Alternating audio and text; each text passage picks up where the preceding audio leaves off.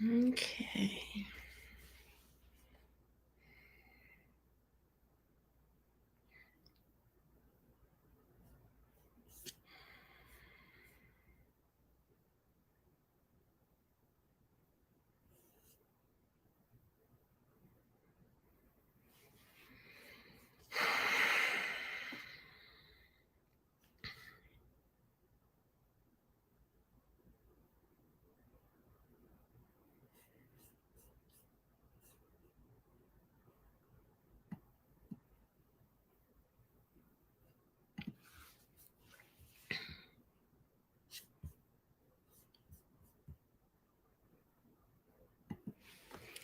Hi, everybody. Happy Juneteenth, and welcome to the latest edition of our Mentor Meetup with Engage Art. Today, we've got an amazing artist that I'm going to introduce in just a moment. I am so glad that you're here and are taking your time with us today. I think you're going to really enjoy this. Pamela is an abstract artist who does an incredible job of showing her process, which I think is something that's really mysterious for a lot of people. How do abstract artists do that, and why do they do that? And so it'll be fun to talk with her today about those things. I'm going to go ahead now and do a little intro. And, I've just realized that I am not exactly sure how to say her last name. So I'm going to bring Pamela on for just a moment before I introduce her. Hi, Pamela. Hi, Pamela Chiasson. Chiasson. Okay, I've been totally saying it wrong then. I'm so glad I asked. Okay, I'm going to go ahead and introduce you, and then I'll bring you back on, okay? Okay, thank you. Chiasson, yeah? Okay, good. Okay, now. So I'm going to show some pictures of Pamela's work while I read her bio. Okay, this first part is her crosses series, which we have a big blog on to explain each one and how they came about and what they mean. And it's really cool. So check out our blog for that. But Pamela Chiasson is a seasoned artist with over 35 years experience. Oops, got to figure out how we do there we go. Over 35 years experience, she captivates audiences through her mixed media collage art and photography. Beyond the technical skills, her artistic journey delves into the depths of expression. Guided by something greater than herself, Pamela's creative process becomes a voice of love, acceptance, and purpose, radiating healing and restoration. I love that part. Each piece she creates is a testament to her unwavering faith, conveying messages of love, faith, hope, truth, grace, and healing. Drawing inspiration from nature, reflection, prayer, journaling, and life experiences, Pamela encapsulates the beauty and struggles of the human spirit. Exploring themes such as identity, truth, hope, bravery, and self-restoration, she employs horses to symbolize freedom and feathers to represent protection and strength. Now, this little next series of photos is some art therapy kind of things that Pam does with folks who take these little workshops with her, but they're very intimate. It's like one-on-one or two-on-one, and they create these angels. So I'm going to keep reading, but that's what you're seeing next.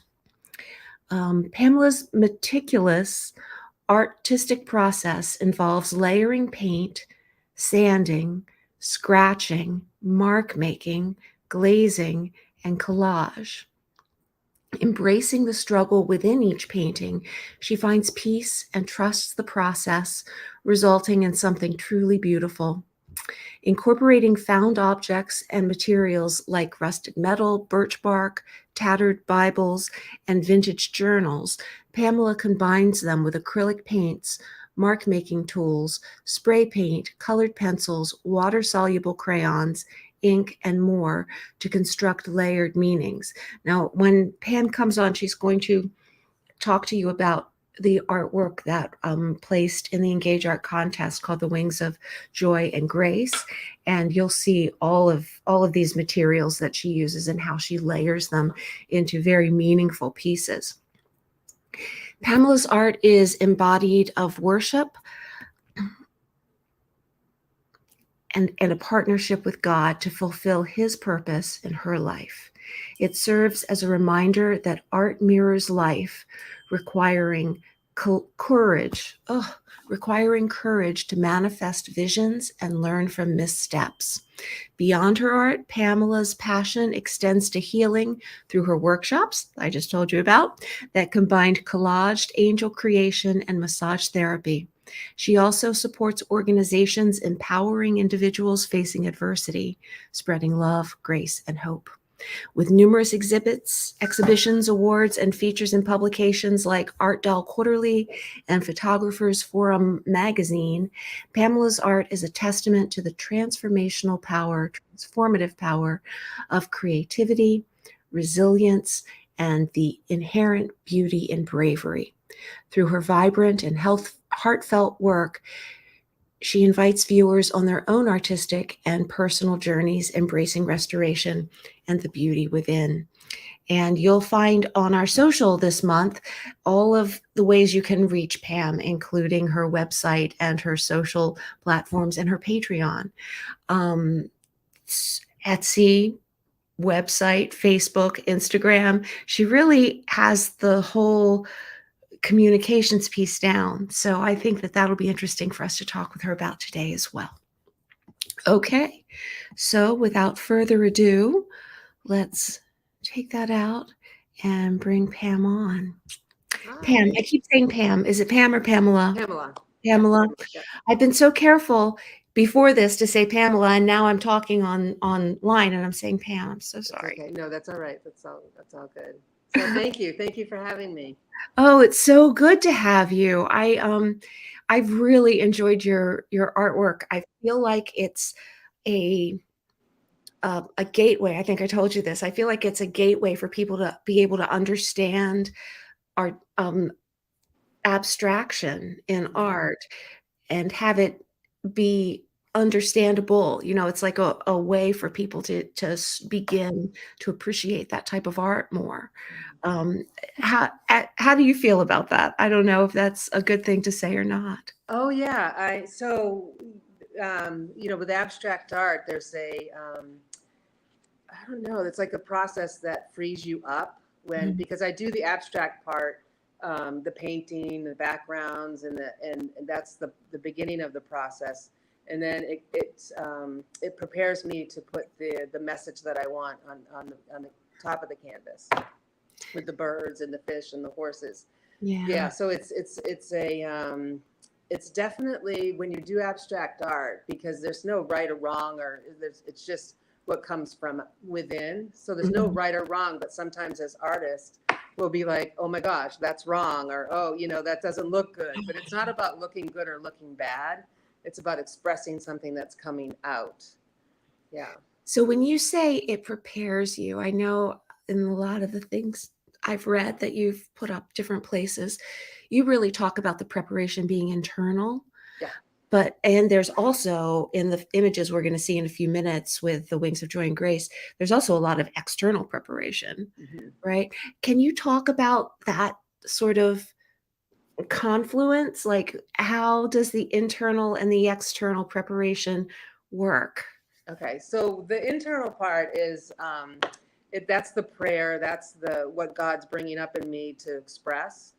And so when you're in front of a canvas, you have this big white canvas, and it can be very intimidating. So you're like, oh my gosh, what do I? So I was one of my mentors that I looked to online. They taught me to just play and interact with the canvas, and one of the ways that I personalize that is I put a verse on the canvas, on the white canvas, or I'll put, love, love, love, love, or grace, grace, grace, or whatever's coming up. But it kind of is it's like a gateway to open up that space. And so you kind of tone down the white, you kind of and then the other thing I do is I run my hands along the canvas. and I'll pray. So that's like the internal part. And then, well, before that, sometimes there's journaling Mm-hmm. where God will give me a verse or an idea, and then I'll journal that same idea on the canvas. And 9 times out of 10, there's a verse involved in it, or a word, or a word that I'm given. So that's how it starts, and then that's when then you start adding color. You scribble. It's like when you were a little kid and you just was like, having fun and just expressing yourself. And I think that when you express yourself like that, it kind of takes down the walls in your brain and kind of expresses from your heart. So there's no judgment. And so that's another, I still go through that as an artist, the judging, oh, this is silly. Oh, this is, what does this even mean? And so that's the learning process of undoing all those judgments is Yeah. the same as in life, right? So we will, like I'm sure like I'm gonna when I see this video, when I see this, I'll be judging it, but then it's like, no, let it go. Just this is where it was at that moment. And that's Yeah. the same as art. It's in the moment. It's staying in that moment and expressing yourself. Yeah. Well, I need to hear that today because I just feel a little scattered this morning. So I'll Yeah. be judging it too. But Yeah. now I'm going to no, be in the moment. And that Yeah. is good. That's where God wants us, right? Yeah. Right where we are. Exactly. So, and then the painting starts, and Mhm. then, you're just doing these things that just are just like, what does this all mean? But then you kind of stay in the moment, don't judge it, don't judge it. And then the painting comes into this ugly stage. And that's the part where you look at it and you're like, oh, what? I don't even know. What am I doing? I have no idea what I'm doing.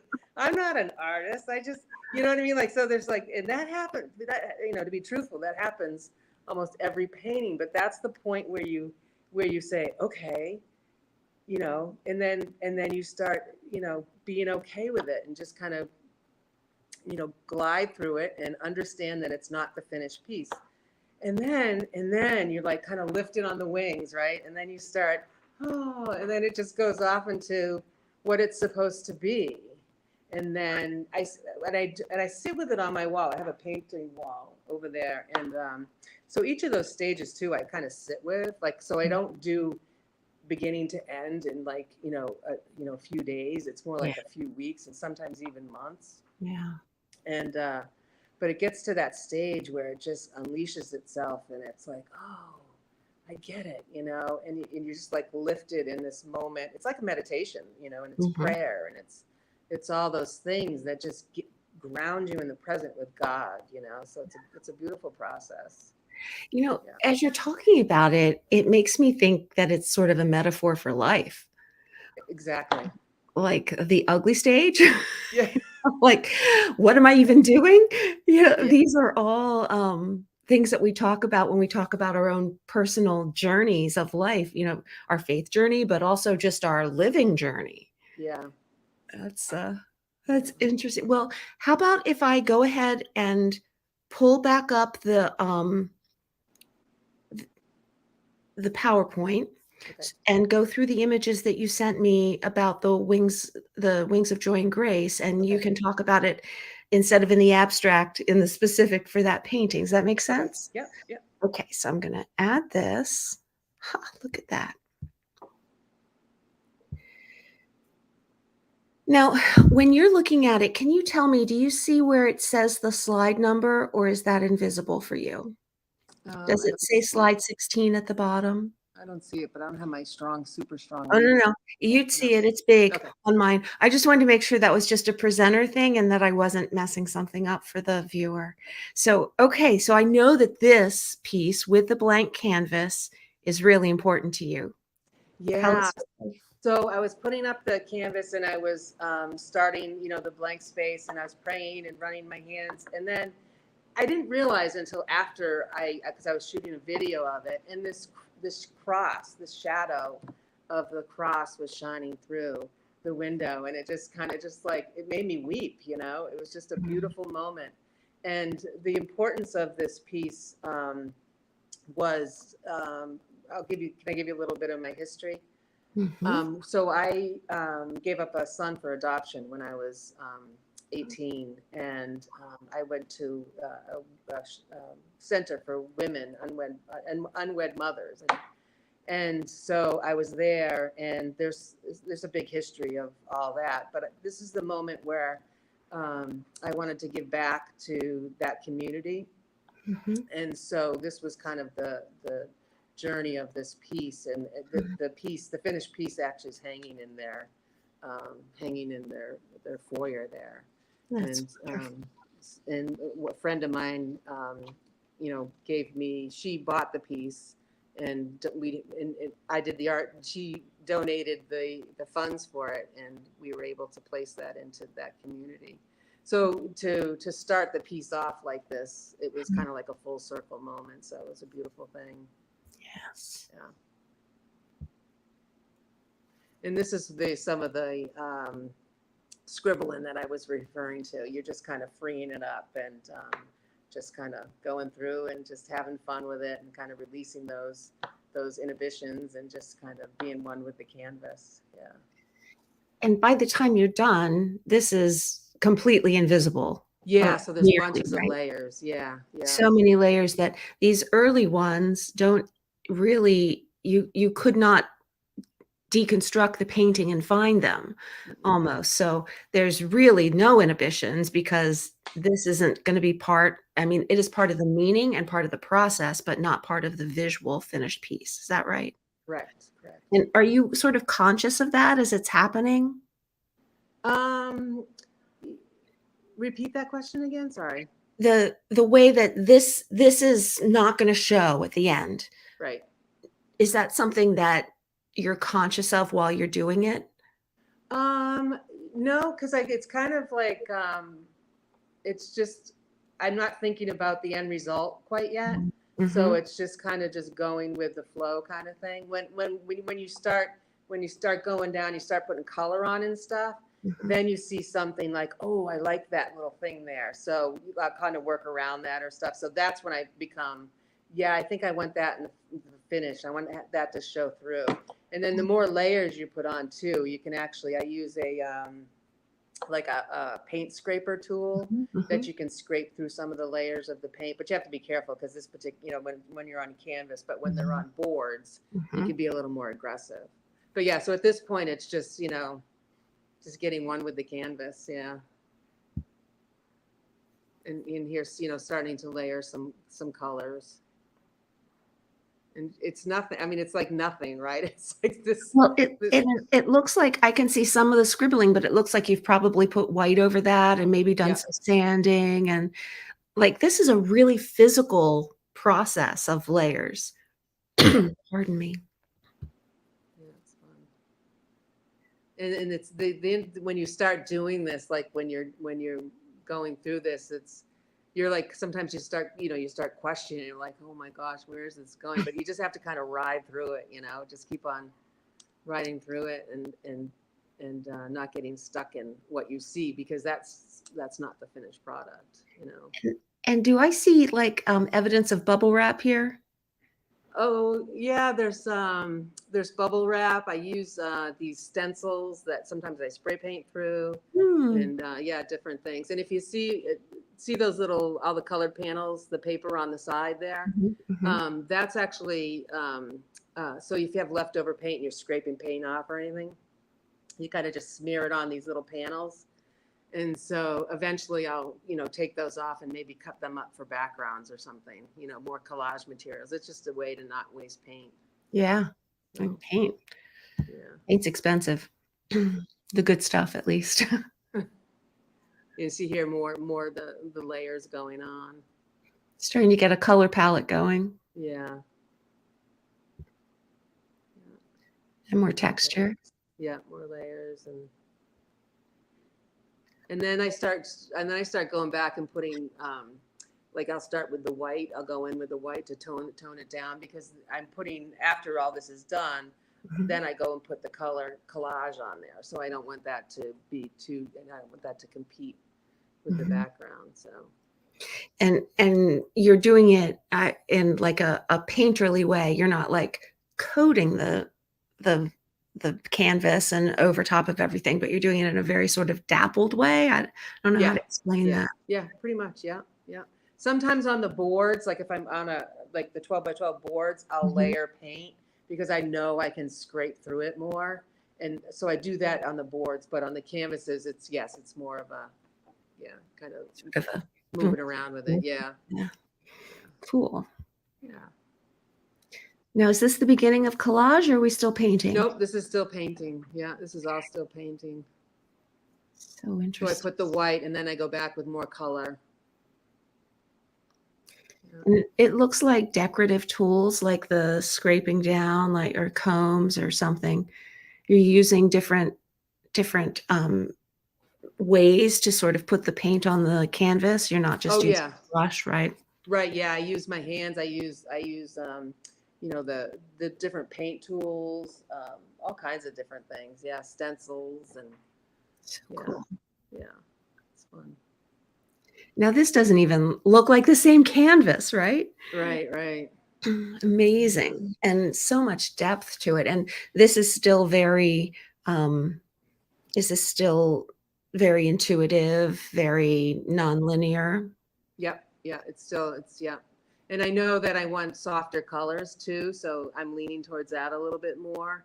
Mhm. Um, so yeah, so it's still like putting the layers down until it's like, okay, I think this is it. And you know, for me, I know when it's like, okay, I've come to the end of the painting part.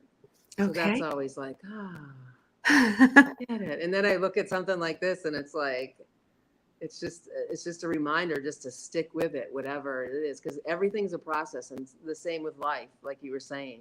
It's a process. You can't get stuck in the muck, Yeah. you know, because you just You're got to keep here. on moving through. And this was like this is like, oh my gosh, what did I do?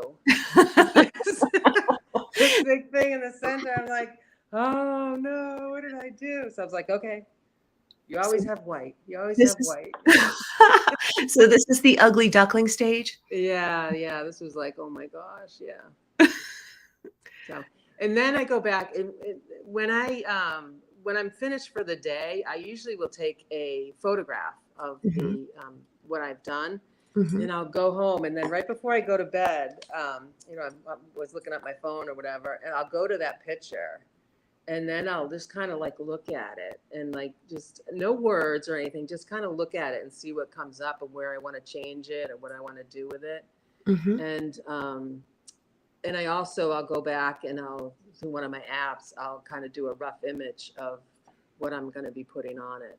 And this Hmm, is what this is. Yeah. So this is computer, okay.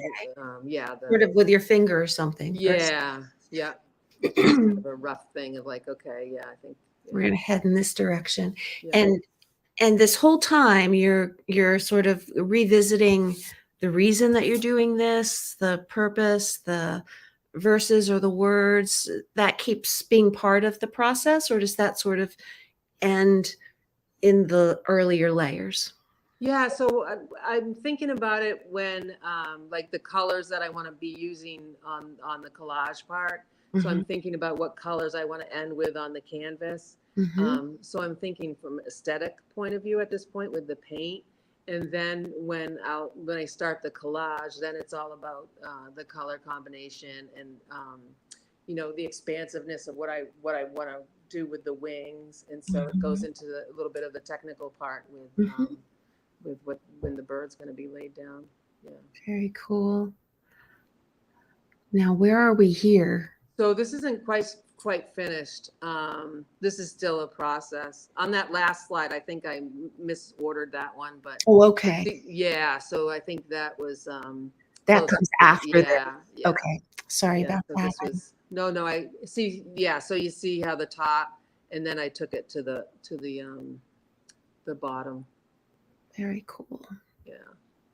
Now this part, I just love all these feathers. They so speak to me. Yeah. Now, are those ones that you've cut out of paint, out of like collage paper? What, where do these come from? Yeah, so I was out. My mom is in Arizona, and I love the Southwest. I love the Southwest, and I love all the birds and the hawks and the eagles and scripture that's what says about wings, and that really resonates with me. So I was out visiting my mom one time, and um, I just had this, the feather that just kept on coming up, the feather, and that's when I wanted to start all this feather work. Hmm. And so I have a die cut machine that I've gotten, and a lot of the dies that I use are custom die cuts. So Hmm. basically, you send them a picture of what you want, and then they'll make die cuts. So they had this one feather one, and I asked them to do. I have 3 different sizes of this feather that I had custom made, and so all this paper that I use is it's scrapbooking paper. It's paper like that I'll make through paint scraps, like painting and cutting up, or magazines, or Hmm. any kind of ephemera, which is any kind of paper product, maps. And so I have a huge inventory of that, and I use a lot of old Bibles, I and love so that. and in hymnals and things. So I'll cut Mm. those up, and so I get the idea of what colors I want. So I'll go through all my papers and I'll lay out like a bunch of papers, and then I put the papers onto next to the canvas. So I'm Hmm. like, okay, which ones go? Which ones do I want to eliminate? And so I go through that process of picking the papers, and then I pick the papers, and then I'll cut out a bunch of feathers, and these are all stacks of all the same Yeah. feathers, and then I'll go in, and then I'll start arranging the feathers, and then I'll do a line, and then I'm okay. Like I like this color combination, or I'll change it, and then I'll lay it all out. So I'll lay it all out, and then I'm like, okay, this is it. And so this is the beginning of that, laying it out. So you'll lay out the entire wing and then you go back and affix. Yeah, I would definitely do it yeah, that way too. yeah, yeah. Because nothing gets glued. So see how that one side, that's still all laid out. That's not glued yet. Yeah. And so it's quite a process. And then Oh my gosh. Yeah. I start on the other side, and then so I believe the middle of this, I was still unsure how I was going to finish the middle. Hmm. And then so that's where so the technical part of the wings is done, and then it's like, okay, so, and then I may sit with it for a couple of days because nothing's coming up of what I'm supposed to do with this open space kind of thing. So Hmm. um, and then it starts clicking again. This is looking at it and then kind of fudging with it at home. So Yeah, this is digital. This is not on the canvas. This yeah, is those black playing with your lines are, process. yeah, that's digital. So it's still trying to figure out the layout of it all. I am so glad to hear that because I'm like, how is she doing this? Yeah, yeah. That's such an interesting piece. I hadn't even thought of that. That's really awesome. Yeah.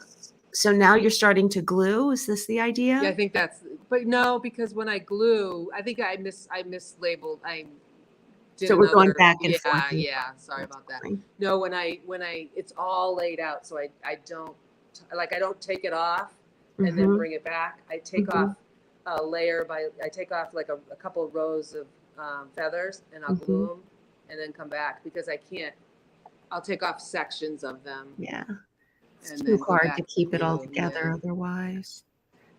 This is really cool though, the way this looks. Now, is that No, this also is more on the computer? digital. Yeah, yeah, yeah. I love how you go back and forth there. Yeah, and this Okay, was just kind of laying it out. okay. Yeah, with the ruler and Oh, I love that.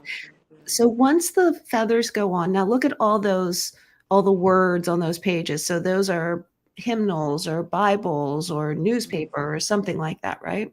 Yeah, yeah. That's so And cool. and sometimes I'll be intentional about what I put on with those words, Mhm, and other times I just like take a bunch of pages from Psalms, or mhm, take a bunch of pages from somewhere and I'll put them down. But it's interesting. Sometimes, this is the beauty of this art, is because people will look at it and see a word that I had no idea that would speak with them, or see something mm, in it that was random for me, but specific for somebody. So that's kind of cool when people look at the art, and that speaks to them on that level. So it's Well, and it speaks to how God works through artists right. to impact other people without the person knowing it was God and without the artist knowing it was for this person, right? Exactly right. Yeah. So interesting how that goes. Oh, I love this.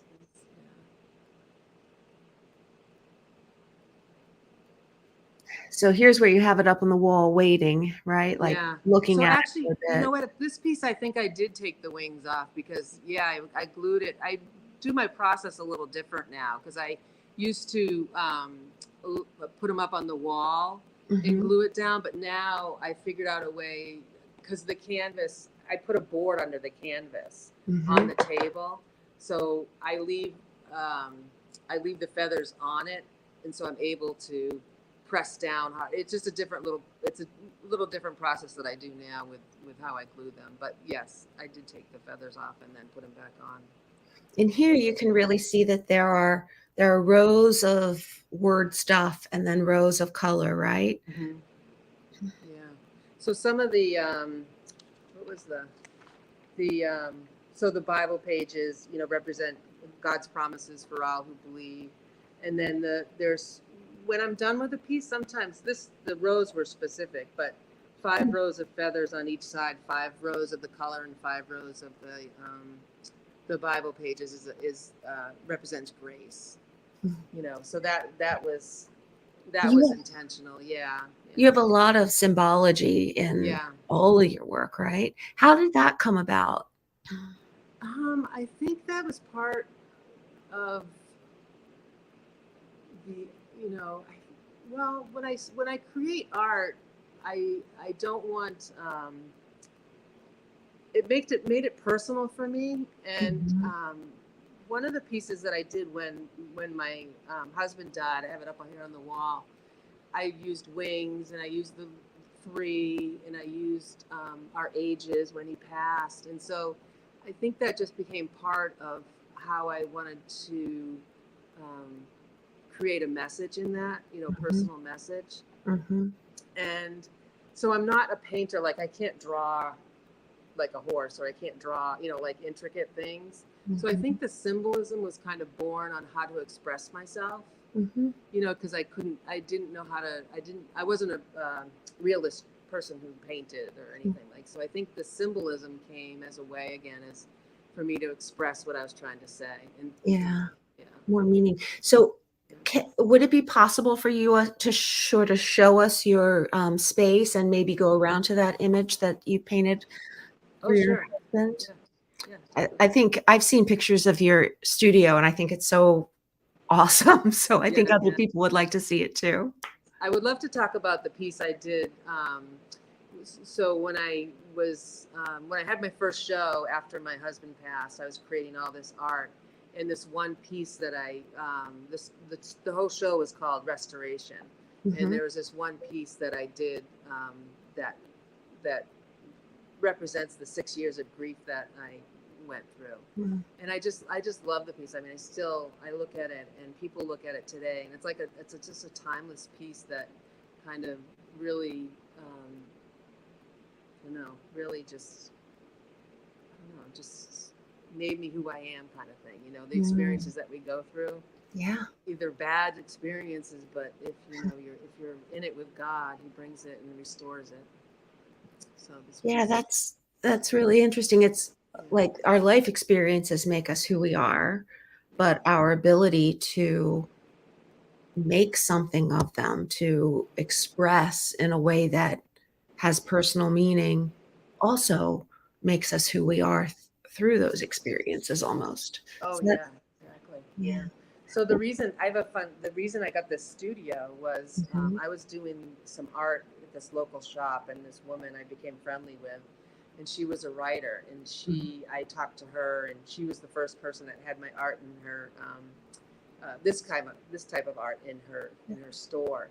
So she wanted to rent a studio space so she could write, and she thought, the studio space, would I be interested? So this is the space. So 15 years ago, Wow. we shared a space, and I was just doing my art and she was writing. And then she kind of left, so I took over the space and I sublet it to a couple other artists. And then I had to find, reinvent my life as far as my job. So I became a massage therapist. So now I have my massage studio in here and my art studio, and it's a solo, it's my space. Yeah. So it's in, like God works, he I didn't know I was going to get a studio after my husband passed. That wasn't even on my radar. So this whole thing that I do here is because of what I went through. So he restored it all. Amazing. It's really cool. Well, can you show us around the studio? Yeah. So let's see the best way to do this way. So this is these are the horses that I've been doing, and these are on the 12 by 12. Cool. Yeah, and I just got a little shop out in Colorado that are selling those, so that was exciting. And this is the paint wall.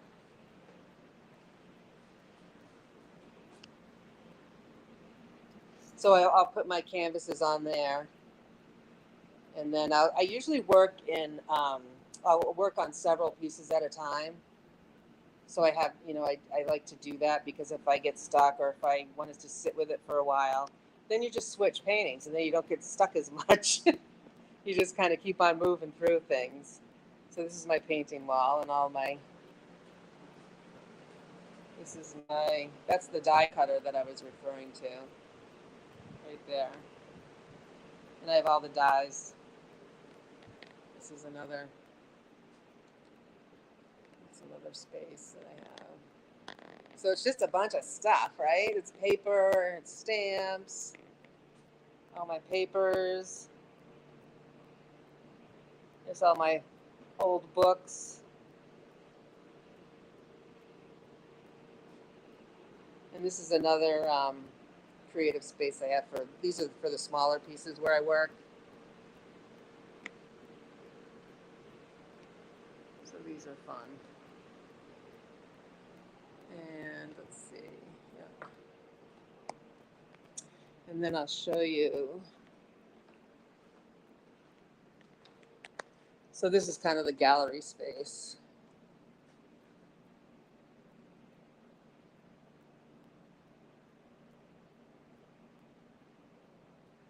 These are 4 of the crosses that I did. I did these during the COVID shutdown. And so this building, it's a big old mill building. And so everybody, everything was shut down, but I still came up here and painted. And these are 4 of the 7 crosses that I did.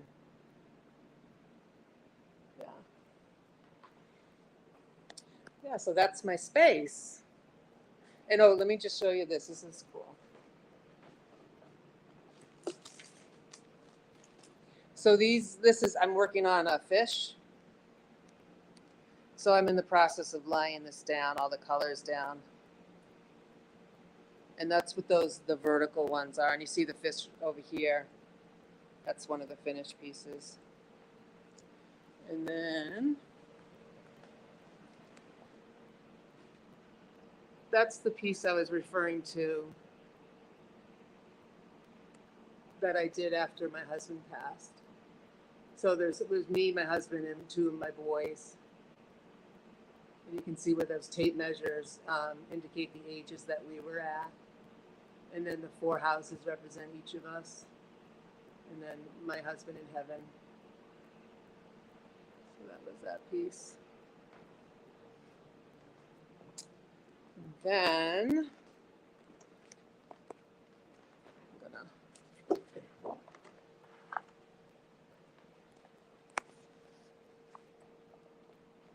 this is the piece that I'm just showing you the print just so I can, so it doesn't have any glare on it. Oh, there we go. So that's each column is 6 years, either 1, 2, 3, 4, 5, 6 years. And those are the emotions that were expressed each year that I was going through. And on that 3rd year, I had a ton of anxiety. I just was, like awful anxiety I was going through. And so I work through that, and that's what the dragonfly represents, is rebirth and restoration. And then if you see close, there's each of those emotions is held on by either a nail or a safety pin. And the nail represents those solid feelings that aren't going to leave, that God is always with us. And the safety pin's emotions were ones that are temporary, and you can move through those. And you see at the top and at the bottom, there's two red lines, and that Christ is always with us. That's the blood of Jesus represented, always being with us. So yeah, so that piece really meant a lot to me. So there you have it. Well, that was very cool. Thank you so much for sharing your space with us. You're welcome. And what interesting artwork. Amazing. So I'm gonna, let's see, what am I gonna do? I'm gonna ask some of the questions that I sent you. Okay. I think you've really explained how your art is influenced by your faith already. So I don't think we have to do that one. And I guess on that, do you consider art a way to introduce people to Christ? And if so, how? Or is it a different thing? So one of the things I love about my art, it's not like it's very subtle in my faith. Obviously the crosses aren't, but the art that I do is very subtle. And so I want people, I don't, if somebody asks me about a piece, like the grief piece or one of the pieces, I'll express what I feel about it. But I let people kind of go up to the art and let them take from it or what they feel. So I don't like putting an expectation of what the art's supposed to be for that particular person. Mm-hmm. I like the art to speak for itself. So it's a way, my art is definitely a gateway to people knowing about faith or what faith can be for them, but it's not something that I talk about unsolicited kind of thing. Mm-hmm. Yeah, but it's there for them. Yes. Very, very cool. And what, as a Christian artist, do you have advice for young people who are thinking about the arts as a way of either just expressing themselves or of making a living, who are coming at it from a Christian point of view? Yeah, I think the most important part is not to label it one thing or the other, because it's who you are. Mm. So I think I tried to I made the mistake of trying to be a Christian artist and try to be a secular artist. Yeah. Because there's just not, I don't know. It's just like if you're a Christian artist, then the secular world doesn't accept you, or right. You know what I mean? It's just this. I'm 60 years old and I still struggle with these labels that are put on things, you know? And so I would just say, for young people, if you have an art that's a calling, a gifting, just lean into it and God will make a way for it. And I think that, as when I was young, I got the wrong messages about art. Mm-hmm. You can't make a living about it. You can't, what are you going to do? And, it's like you can't sell enough art to pay a mortgage, like it's just, oh yes, you can do art, but what are you going to do? What are you going to go to college for a living? Right. So I got a lot of mixed messages, and that's just that's okay. That was the time. That was my family, and mm-hmm. But I think just being who you are, being who your authentic self is, and learning how to do that. And if you're a creator, then that creator part of you is going to be okay. It's going to be what fuels you. And mm-hmm. Art, you'll make a way with your art. You'll figure it out. You just be authentic self, and that's the journey. I mean, that's what. So if you have that message from the get-go, you're ahead of the game, right? It's almost like God makes artists. He doesn't make Christian artists. Yes. And you look at some of the things that people we think of as secular artists have done, who are great artists in the past. And there's often a Christ consciousness, um, a message that speaks to Christians, even though the artist did not identify as a Christian. And sometimes we don't know, and sometimes we do know, Right. and their art can speak to us anyway. Right. And it can speak to us because of where we are in our lives, and we have to sort of take that on as artists too, and think, okay, I'm doing this for my expression or because I have something to say, but it doesn't necessarily say the same thing to somebody else. And you're very upfront about that with your art. Some people really want to put the message out there in a sort of a blaring way. But our founder, Bill Bance, when he talks about scripture, says that he wants to get people to read scripture regularly because there are known ways that helps people, no matter who they are or where they are in their lives. But he's not going to tell them what it means.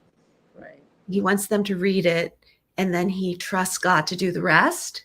Right. And I feel like that's what you're saying with your art. Yes. That Yeah. you do your art, which is your gifting and your expression, and then you trust God to do the rest. Exactly. Yeah. Yeah. That's very cool. Well, you clearly have done tons. Now, you didn't go to school for art, right? I went to school for photography. Yeah, For not art. Well, photography. yeah, So photography. aesthetics. Yeah. Okay. But then you went into these other forms of art. And how do you talk to young people or people who are just beginning about how they can get better at their art? Because clearly you've gone through quite the process with that. Right. So one of the things that you do, even when you're just show up, you just show up. Take courses, take workshops, go to school, but you need to show up for your art. Mm-hmm. And it's a discipline, right? It is a discipline. So sometimes as artists, I feel like sometimes, I'll just do it when the spirit moves me, or I'll do it when I have an inspiration. But if you want to get better at your craft, you have to have the discipline around it to show up and just learn about it, because the materials of paint and the paintbrushes and the glazes and all this different stuff, you can have the same materials and 10 artists in a room, and those 10 artists are going to do totally 10 different things with the materials. So when you show up for your art, when you experiment, when you're creating, you're learning, and you're learning how you can express yourself through the paint. And you don't know that unless you don't experiment, you don't show up for your work. So it's just showing up and doing it sometimes when you don't feel like it. And one of the good things about I'm talking like if you just doodling or just journaling or letting that practice get stronger in your response. You just get stronger. And one of the things that I found too, sometimes I deal with a little bit of depression, a little bit of anxiety, and that's when I go away from my art. But the opposite is, it's the opposite that helps you through those times is doing the art and showing up. So the art is about life. It is. It's about life, and it's about how you move through it and how you can get over those those downs, or those, get through stuff that you're dealing with and express yourself when you can't have words. Sometimes I lack words and I can't express my sadness or express my, what I'm going through. So I'll start doing some art, and it starts, it lifts me out of those dark places. That's interesting. Like it's almost like your instinct is to go away from your art when the helpful thing would be to go toward it. Right. And that's, I also think of that like prayer, right? Yeah.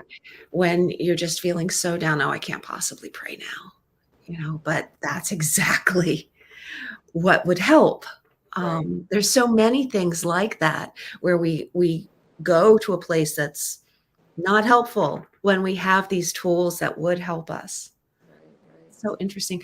Yeah. I pulled up this other question about education in the arts and art history because your education in aesthetics, I mean, your art is so amazing that your education in aesthetics has clearly informed how you're working today, even though it's in a different format. And I'm curious about how you feel about how the education informed your art and how important that is. Is it important, or do some people just magically have that, or what do you Well, think? I went to school for photography, so I had a I have a really good eye as far as composition, so that really informs my abstract art and what I'm doing. But I have no formal education for art, painting, and everything. That's all like learned through workshops or Mhm. learned through different things. So And workshops are formal. I mean, yeah. their education that you have gone out and sought. You can also do, and it sounds like you also um, read or watch videos or stuff like that to inform how you're using materials. I think I've heard that in your conversation here. Oh yeah, definitely. And I've taken there's a couple, the Thriving Christian Artists. Have you heard of that Yes, organization? And Art to yes. Life Academy. Have you heard of the Um, Art to Life I'm not Academy? sure about that. I'll have to look it up. Let me just So make it this, here. yeah. So one is well, Thriving Christian Artists. I was part of that for a while, but I for a long And time, and then that's Matt Tommy, right? yeah. So that book, his book were really helpful for me. So I was part of that, and then I have a mentorship at Art to Life Academy, Yeah. and he's Matt's Christian, and this Mhm. other organization is secular, Mhm. but it's because artists are soul, spirit driven, right? So it's just it, and then he teaches a lot about technique, Yeah. but his whole thing, art to life, it's art to life kind of thing. So those two programs have really helped me. So those have been formal, yeah, but yes. So, and I should just say that Matt Tommy actually has done a ton of blogs on our blog for us. He's Mm, really wonderful and has great yes. insight. So I love having that connection with you. But I'll Yeah. have to look up this Art to Life Academy. I'm not aware of it. Yeah, they do an intensive 3-month workshop every year, and it was abstract painting. Hmm. It's really it was a great program. I'm probably going to do it again next year, but so that was really good. That's like how do you, it's just really basic to seasoned professionals. It's Yeah. really it's a great organization. So definitely plug into a community, to an online community, or to help you through those times of. Well, we are having such a great conversation, but we are actually coming to the end of our hour, if you can Oh believe it. wow. And we have some folks who are here that might want to ask you some questions. So I'm Sure. going to ask you one more, and then I'm going to bring them on, and I'm going to look at comments and see what else we might have from folks out there. Um, so I guess I want to ask you when you felt most fulfilled as an artist. Um, I think it's when I finish a piece. Hmm. I think it's because for me being an artist is sometimes like this. So it's those moments where you finish this beautiful piece of art, and it's Mhm. like just it just fills you. It just fills you, and God's right there with you, and it just you feel close to God, and that's when your purpose is being fulfilled. And when Nice. somebody, and then with that, when somebody um, says something about your art, that's like it's so humbling. It's just really humbling. So finishing a piece and then having somebody be moved by my piece, Yeah. yeah, Response. yeah, Yeah, it's a good reminder for people who go to gallery shows and things like that, that it does feed the artist to respond to their art. And that's one way that we can support artists, is to just respond. yeah, yeah, That's definitely. very good. Very good. I'm going to look here. We have Emmanuel. I'm going to add him to our stream. Let me get this off of here. I don't know Emmanuel, I don't think. Hi.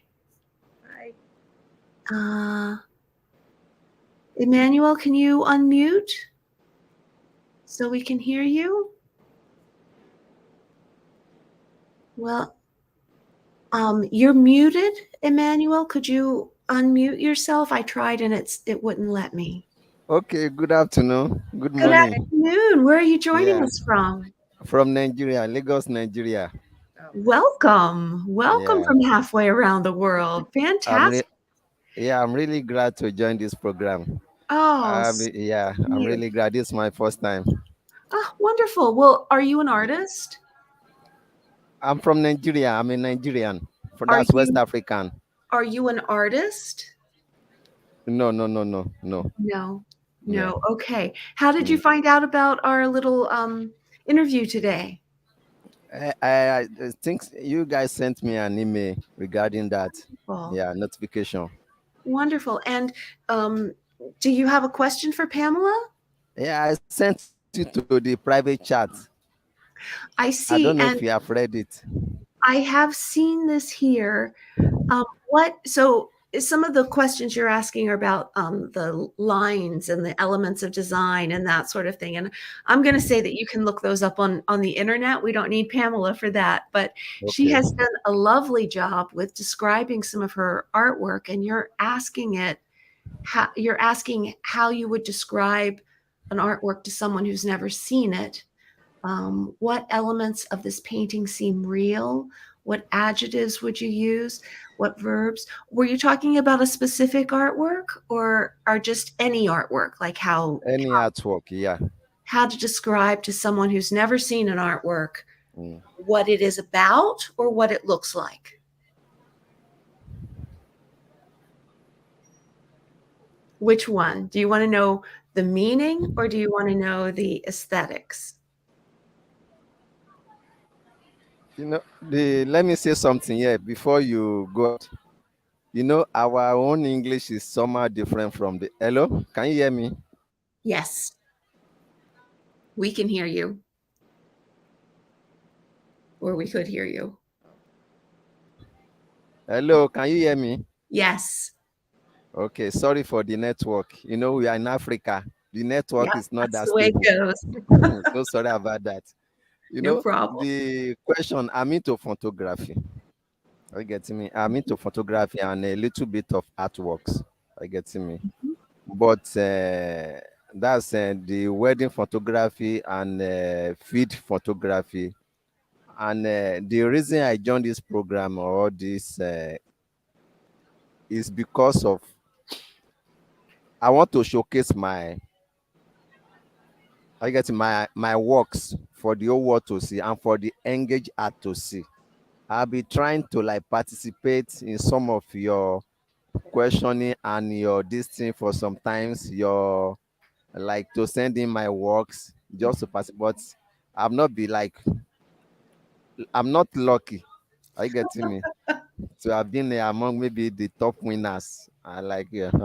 But the question is, I don't know. Here in Africa where I stay, I live below $1 per day. You know Mm, what that is means? $1 per day. The poverty is extremely high. I'm not saying this for you guys to pity me. Are you getting me? But I'm just telling you reality. That yeah. is just the reality. But I want to even survive is hard. Yeah. Where I stay, will be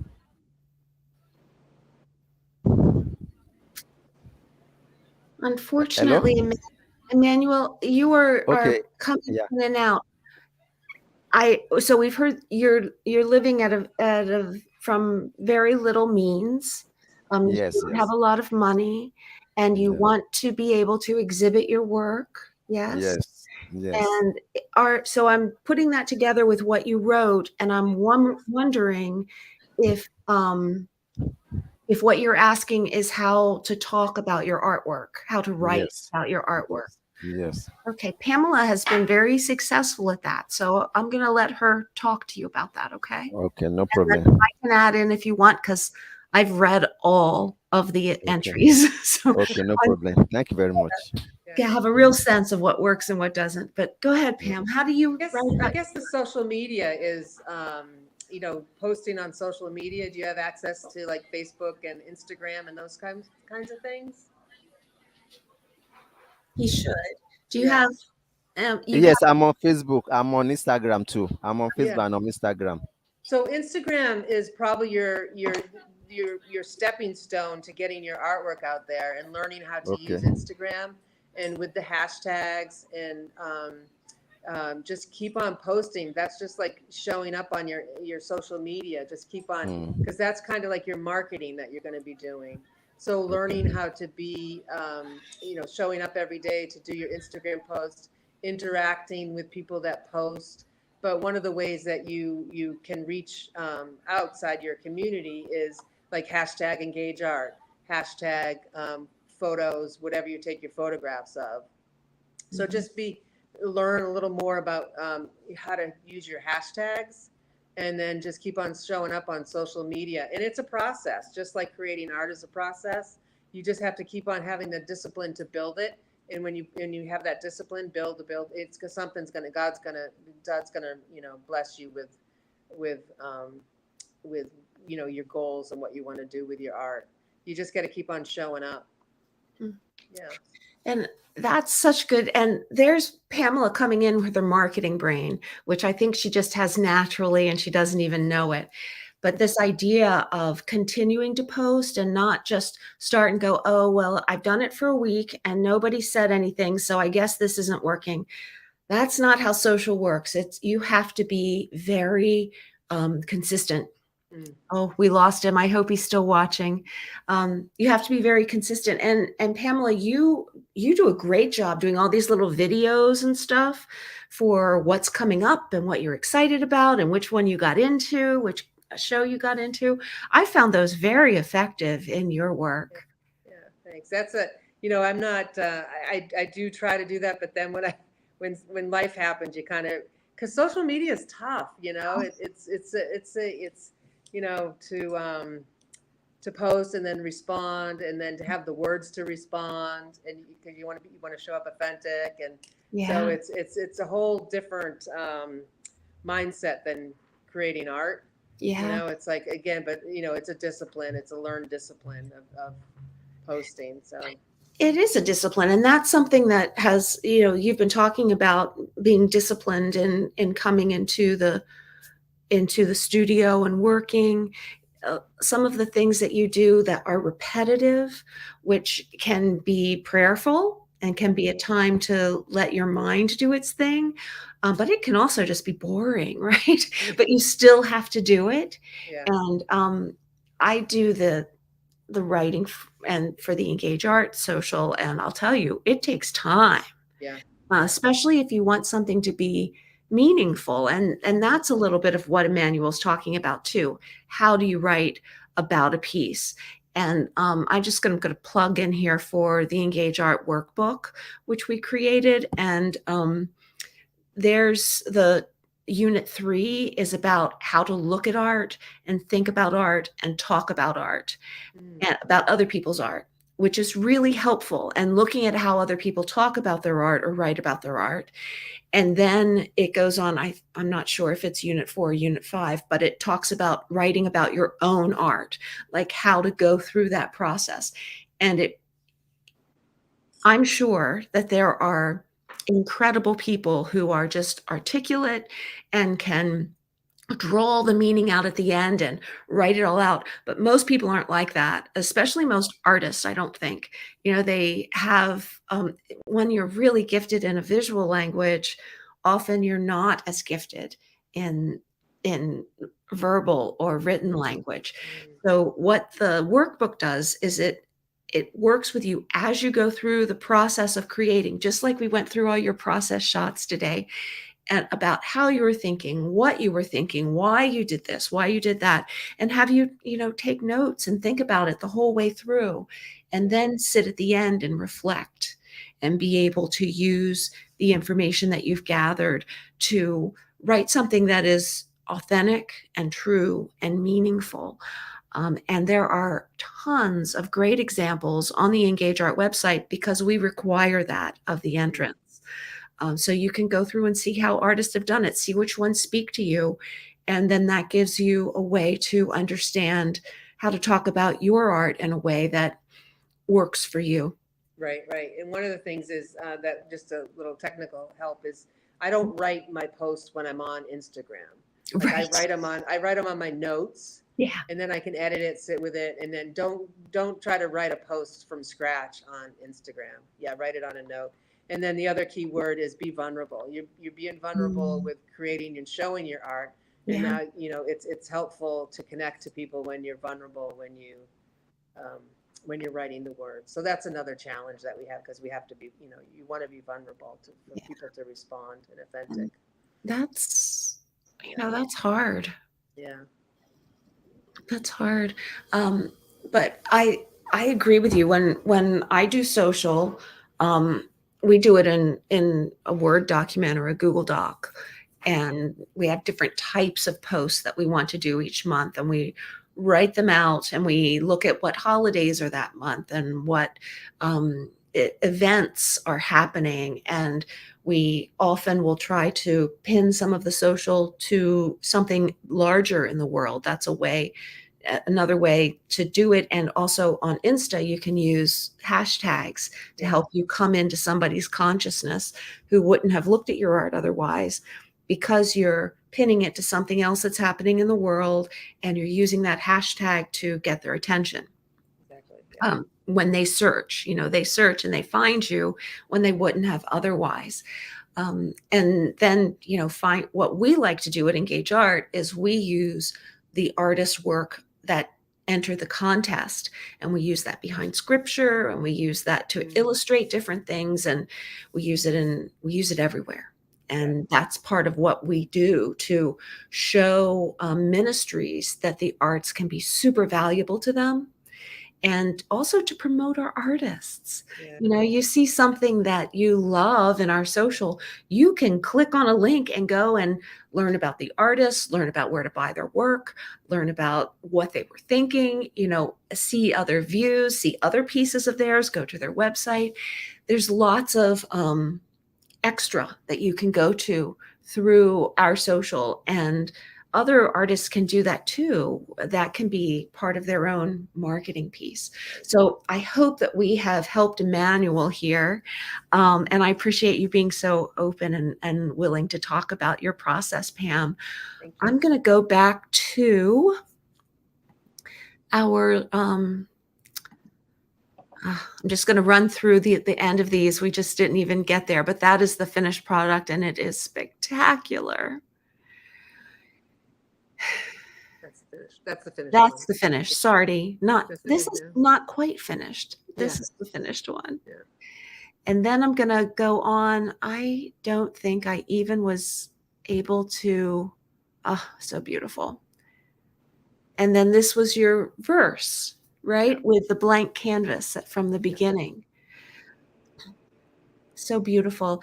And here is where I think I did not actually finish preparing for this. You gave me two verses that are one is for your life right now, and one is for your life verse. And I don't have them pretty up on the screen, so I'm going to ask you to share them with us without them being up on the screen. I'm so sorry about that. The from Psalms, be still and know that I am God.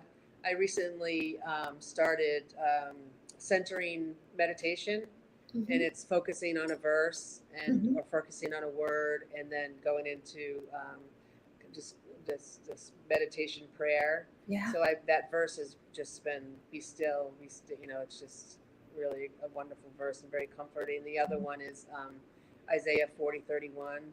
But those who hope in the Lord will renew their strength. They will soar on wings like eagles. They will run and not grow weary. That's just that's on my dad's grave too. Oh. And that's just one of those verses and then the wings of just will soar on wings like eagles. That just speaks to everything I'm about. So God is good, and certainly to all of your work is the wings and the feathers. That's so lovely. Well, I want to really thank you about this. I want to say that you in the centering meditation prayer, in the Engage Art app, we have different sort of we have these tracks basically that have different things in them. And we have a really extensive track on prayer that talks about all the different kinds of prayer, including prayer like that, where you're meditating, where you're thinking of the word over and over and you are waiting for God, in that space. It's so lovely. There's so many wonderful types of prayer. And our current track, we just have one current track, but if you go into our archives, you'll find, I think, 5 different tracks that are really have interesting stuff in them, including a very rich prayer track. And, that makes me think we should be putting that onto our U version. We should excerpt some of that to U version, because that really is a remarkable support as we go through our work in our life. Yeah. So Pamela, what else would you like to say to finish up our interview here? I want to say just thank you. You've been marvelous. And it's so exciting for me to get to talk to you. I've really admired your work. So thank you so much for being with us. Yeah, I just want to thank everybody for coming on and learning more about my art and myself. And thank you for this opportunity. Yeah, thank you so much. And just keep on getting into your studio, create, and just keep on creating. Yes, keep being creative, and keep looking at our social, because we will be doing more about Pam's work throughout this month, and then next month. And Pam, I'm going to say goodbye to you now, and I'll pop back on after we're not live. Okay. Okay. Thank you. Okay. And then for the rest of you, I just want to say that next month, if you look on our new calendar on our Engage Art website, it's a mystery mentor meetup. But for those of you who are here, I'm going to let you in on a secret. That is going to be with Engage Art's founder, Bill Bance, who is an amazing mentor to me and to our team and to tons of ministries, and is a real supporter for the arts, along with his lovely wife, Linda, who really showed him the value of the arts throughout their lives together. So we'll be talking to Bill July 17th. You can count on it being very inspiring and encouraging, and I hope that you will join us for that. And until then, thank you for being part of this today.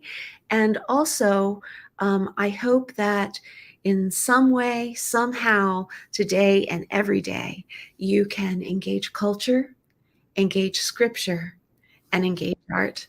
Thank you so much. We'll talk to you soon. Take care. Bye-bye.